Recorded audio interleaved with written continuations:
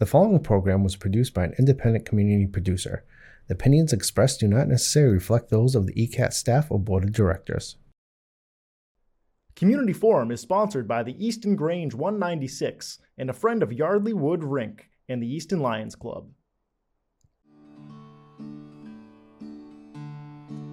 There's a storm across the valley. The clouds are rolling in.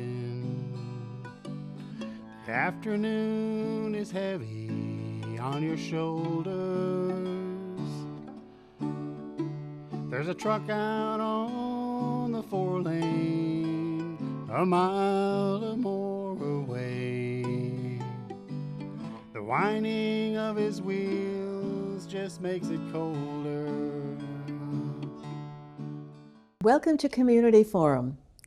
Today is February 12th, 2024, and I welcome to the show two brilliant artists, one the teacher, one the student, but now best friends and apparently equal in their craft.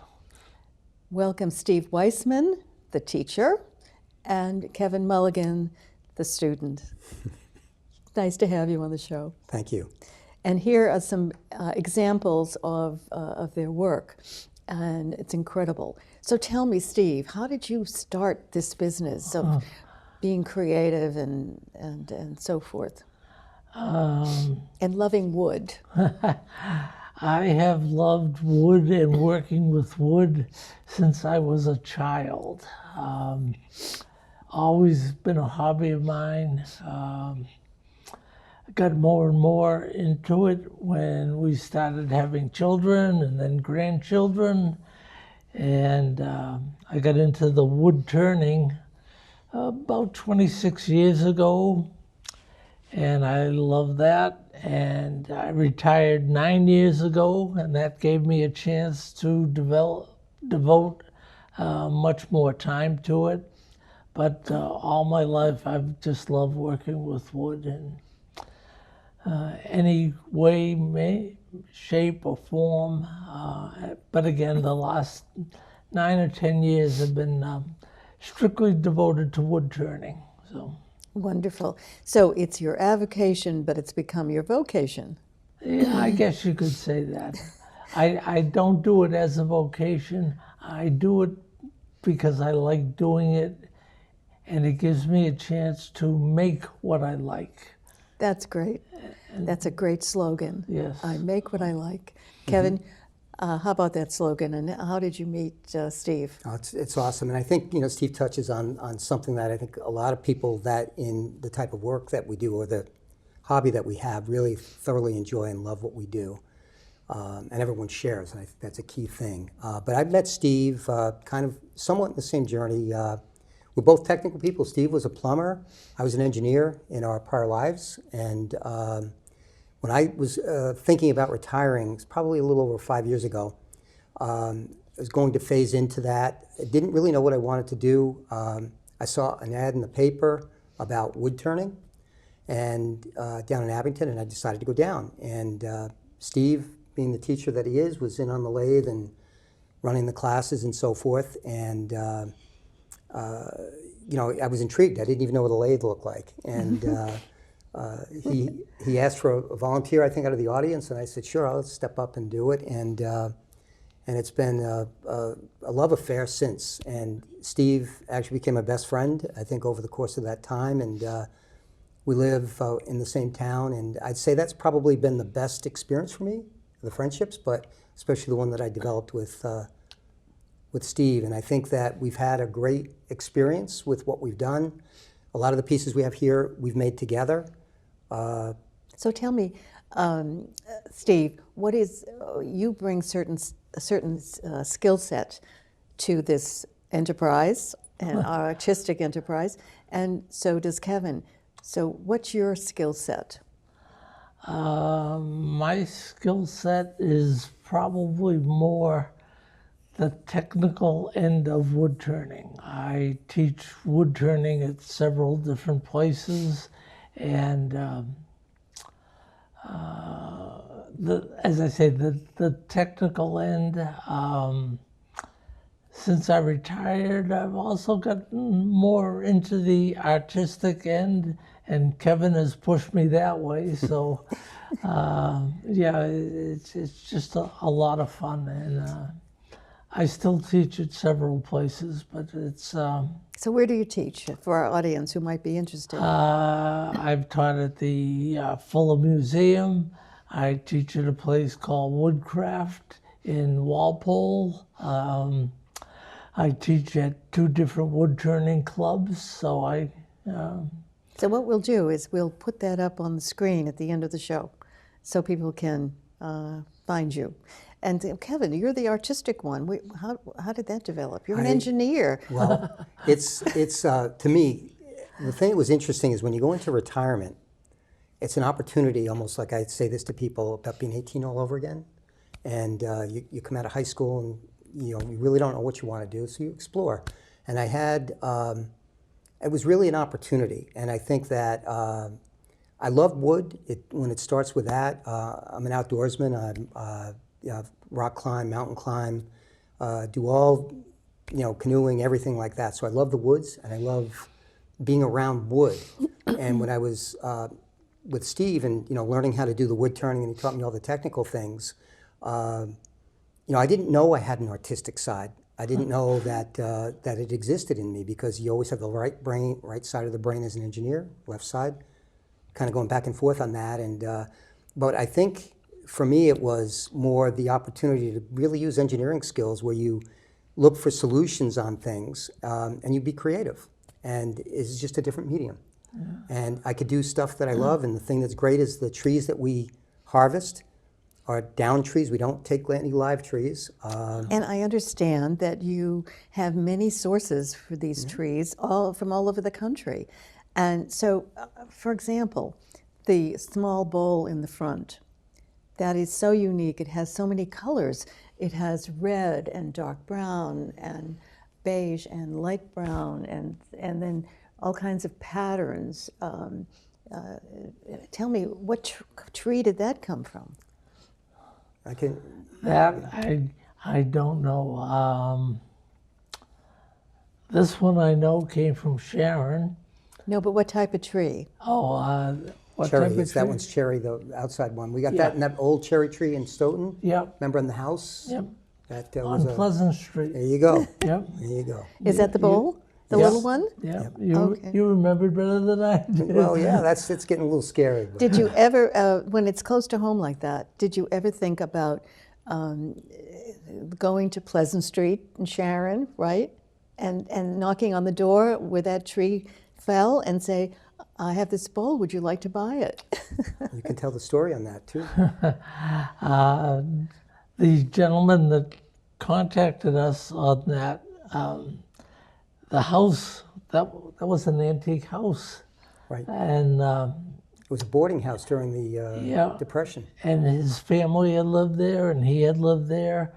And the house had deteriorated, and they were selling the house. And I don't remember how he got my name or your name, but he called and said, I got an old cherry tree that fell down. Would you want some of the wood? And Kevin and I went over there, and we harvested the wood. I think that came from the same tree. Came from the same tree. Yeah. Right here. Yeah. So, but yeah, I mean, a lot of it, I can tell you where it came from. I like that, the street. and the gentleman, he was selling the house and the land. They were going to put up a couple of houses. I haven't been by there to see if they did. But he lives in Easton also. Right. Oh. So.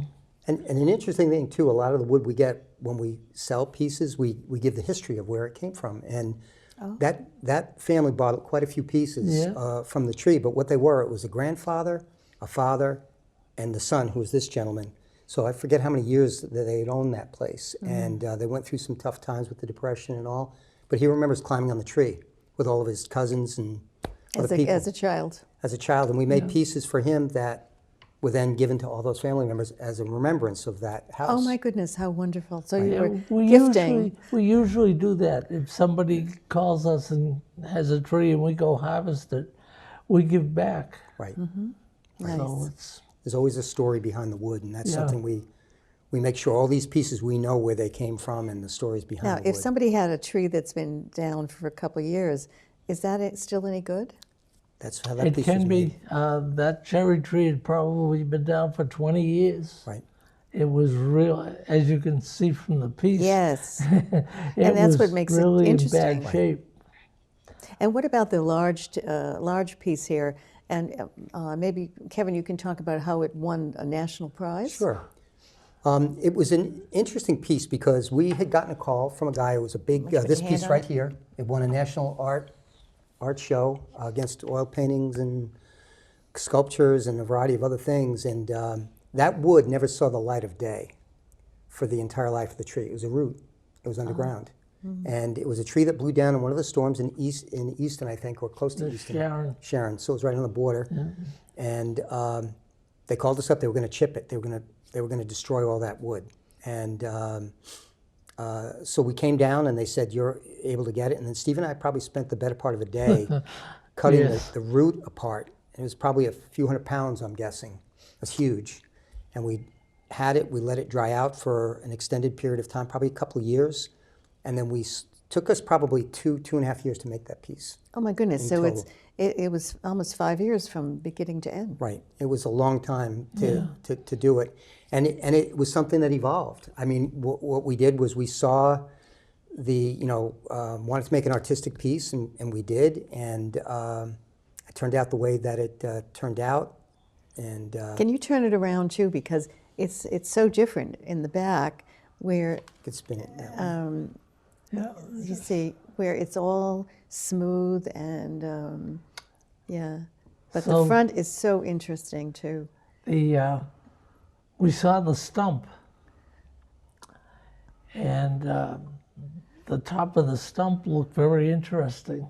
So we decided to dig it up, and this is actually the root ball Right. of the tree.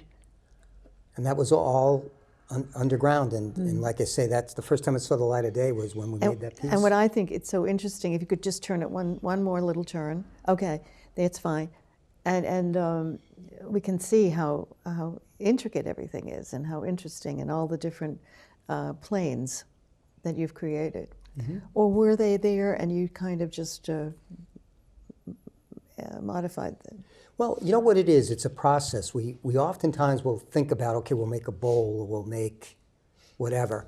But for me, what I look at it, when I look at it in terms of an artistic piece, I keep an open mind.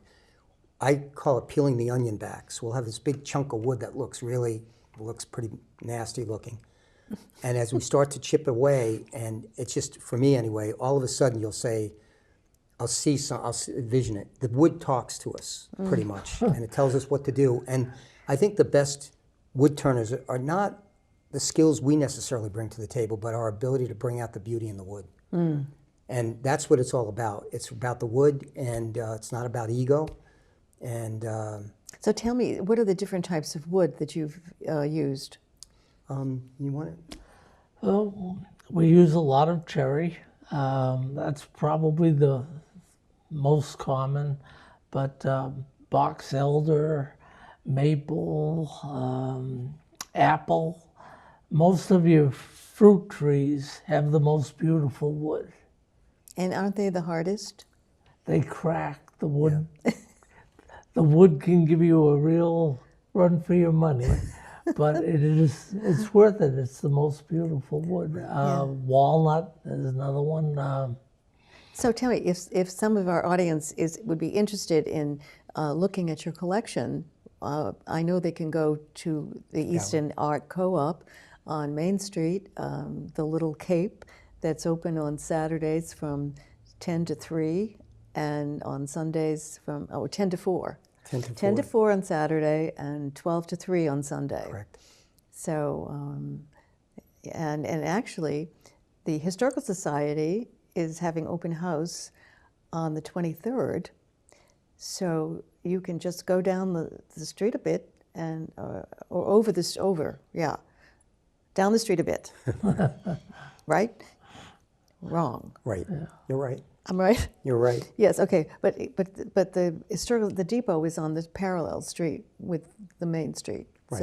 So you just have to walk a little bit and up Oliver and take a turn on Main, and so you could be at both places, the Historical Society and which is from 12:30 to 4 o'clock.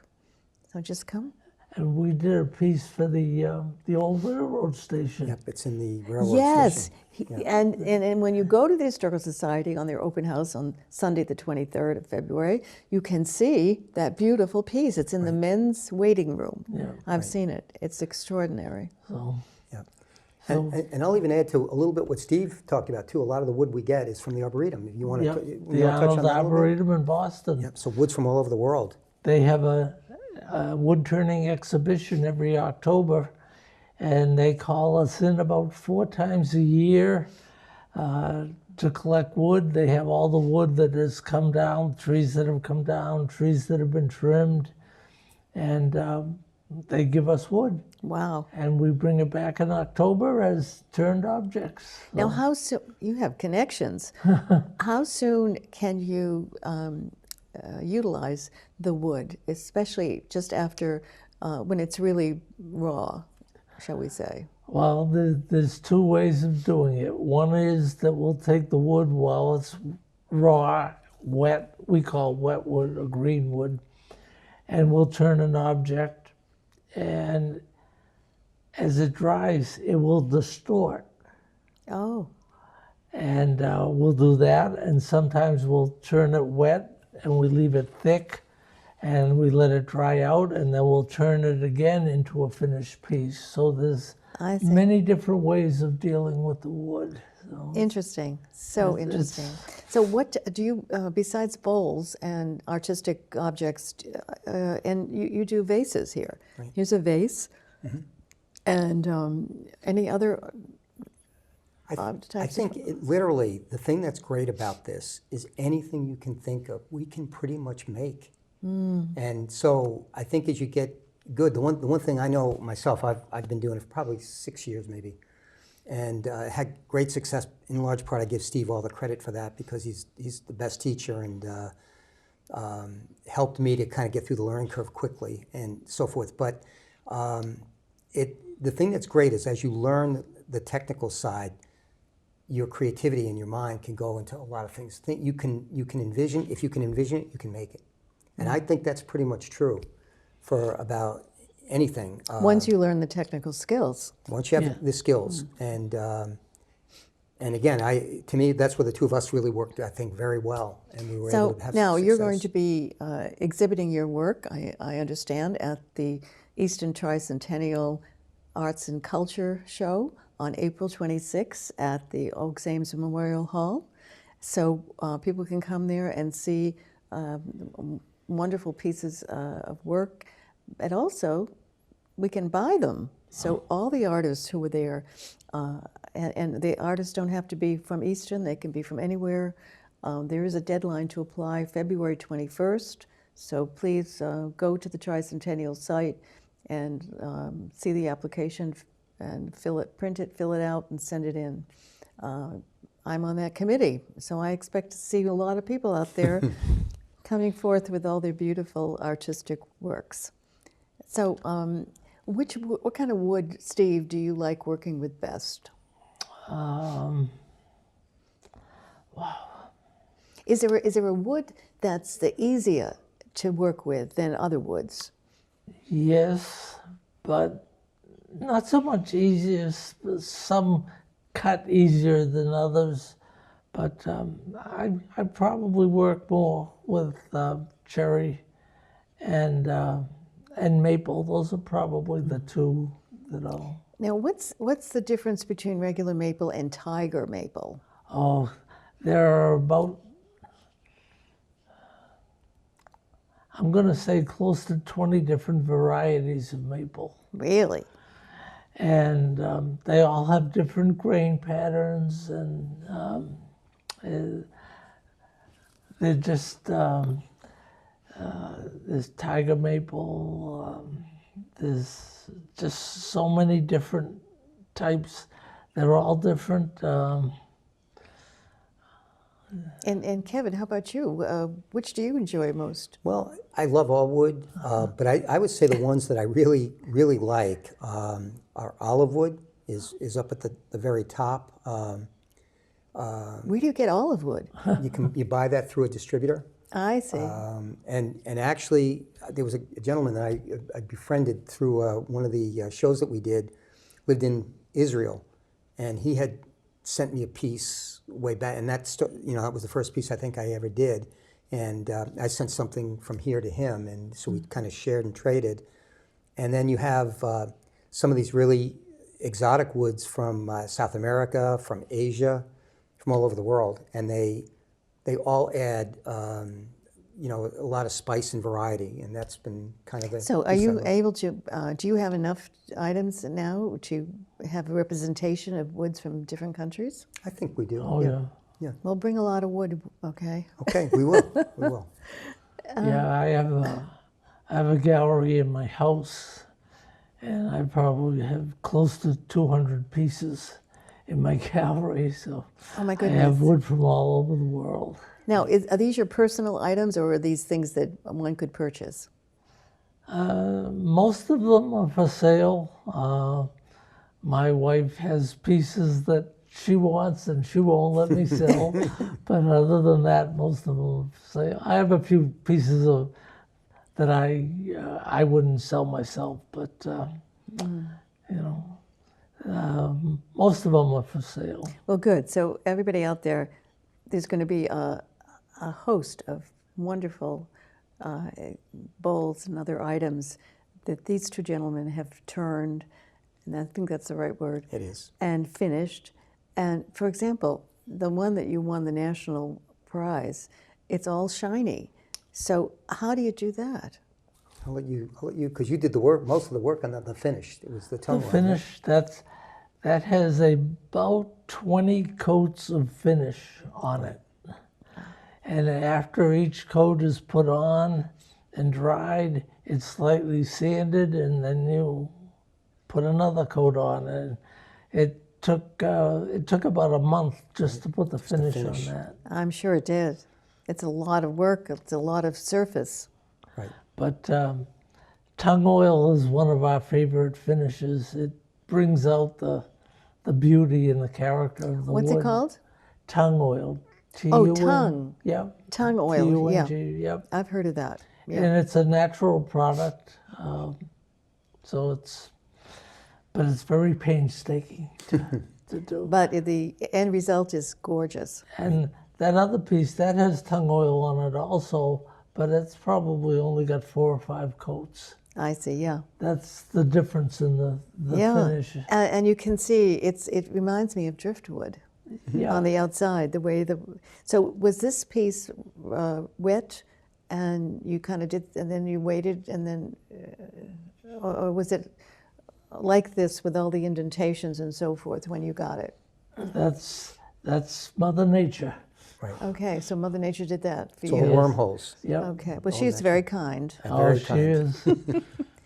So now, where do you do the turning? Do you do it at Steve's house? We do it at his house, my house, between both shops. There's some, well, actually we do all of it, right? All the pieces we've done together. Probably do most of them at Steve's house because he's got the bigger machine. So like these bigger pieces, I couldn't run them on my lathe.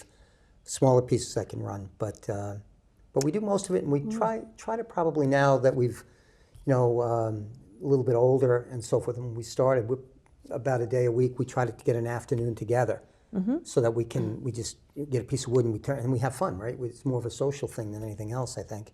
But we get into the piece, when we start to see stuff, we get all excited, so it's... And so most of your wood you get for free. Yes. Which is wonderful, and it seems to me that the source is unlimited. Right. Or the sources are unlimited. So occasionally you purchase from a distributor, and that would be for like olive trees wood, yep. that don't grow around here. Correct. Any other types of wood that you have to purchase instead of getting around here? Yeah. I think that's more. Yeah, I mean, there's certain types of wood that are only grow in certain areas. The Northwest has varieties of wood that you can't get around here. So we, again, go to these distributors, and again, the stuff that comes from different countries. You know, it's that there's strict rules about importing wood. Really? So, for Yes. example, A lot of it, a lot of different woods, it's illegal to import into the country because the other countries consider it a natural resource. right? And it is. And it is, absolutely. So it's, you know, you have to go to these authorized distributors to purchase. So Now, tell it's- me, Kevin, does anybody ever call you up and say, I want so and such? In other words, give you a specific thing to make Sure. for them? And in fact, I'll take that a little bit further too. Oftentimes what will happen, I had it when I was in the gallery over here in Easton, people would come in and they love the work, and they'll say that their husband's retiring, or that they have a wedding, or they have a fairly big event, and they will provide the wood from their home. Like we've done pieces a number of times from trees in people's backyards that their kids grew up in, and they wanted to make Christmas gifts. They wanted to make a variety of things. Oh, how and, nice. And they left it up to us to say, basically, you decide. I'm giving you free carte blanche. Do what you want. Wow. Which is great. Yeah. And that's what we've made a lot of really nice pieces that way. And sometimes they just want a straight bowl or whatever. But a lot of the people in Easton have bought a lot of stuff that way, and have come in and commissioned pieces through. Now, how to us. have people learned about you? I think in a variety of ways. I think through the gallery, through some of the awards that we've won. There's a level of notoriety with that. People will contact us on that. Steve works in Woodcraft, which is a wood store, sells wood tools and so forth. And so, and then by word of mouth. So I'd say most of it. and shows. And shows. A lot of it comes from shows. People come in and see wood, and they see beautiful things, and So anyway, you might hear 2 years yeah. afterwards that I'll get a call. I saw you at this show, So- and I got a tree that came down. Can you make something out of it? So Yeah, it's what I was all- going to say was for the audience out there, Google wood shows, because those aren't really advertised except among the loyalists who come. So if you want to find out about the shows and where they are and so forth, then just Google that, right? They could just Google, yeah. It's wonderful with Google, isn't it? Yeah. And it's been wonderful today having you both. So we have about 2 minutes. Tell me, do you have a vision for the future? I'll let you go first. I got to think about that for a little bit. for the future. Yeah, I believe in passing it on, and I want to teach as many people as I can how to do wood turning. Wonderful, wonderful. That's a great response and a great tribute to all the gifts that you've been given. Yeah. And how about you, Kevin? Well, you know, it's as I get older, I think Steve and I were just talking about this on the drive over. A number of the pieces that we've made about donating them to different, you know, to the towns and so forth. We were talking about the library maybe, or other places, so that people can have the opportunity to enjoy what we enjoy and can see it every day. So we're at that stage in life where it's kind of giving back a little bit.